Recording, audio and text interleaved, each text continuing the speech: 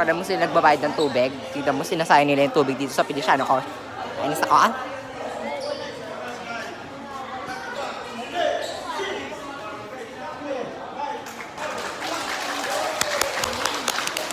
Ayan, nasayang na yung tubig. Palakpakan sa pagsayang ng tubig. Pwede tayo magugas sa paa dun. Oh my gosh. So, ayan. Ayan, nandyan sila. Happy sila kasi hinahin nila yung tubig. Sige pa. Pagpatuloy nyo yan. Pagpatuloy.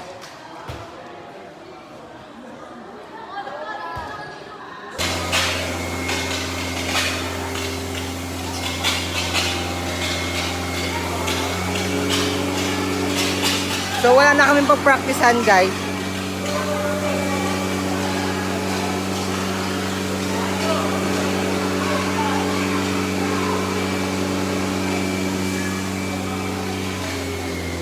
So, isang mapagpalang araw sa bawat isa. It's Christian J. Cibalo and welcome to this vlog.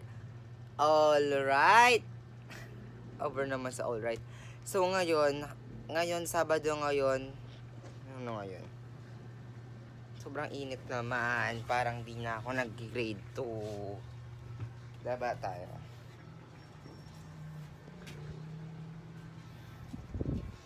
Ano ngayon? It's Saturday, September 27, 2025. Ngayon kasi, may practice kami sana ng wellness. Etong mga to, grabe low siyang talaga ako pag nasa bahay ako na. Wala akong ayos. Wait lang. Alright. So, ayan mga bata. Ay, over naman. So, ayan. Magluluto tayo ng champoreket ngayong araw na ito. Ngayong Sabado na ito. Yan. Kung makikita ninyo. Para namang hindi naman maayos tong pagbablog na to. So, isang mapagpalang araw sa bawat isa. Kasi nakatabingi yan. Para namang isang mapagpalang araw sa bawat isa.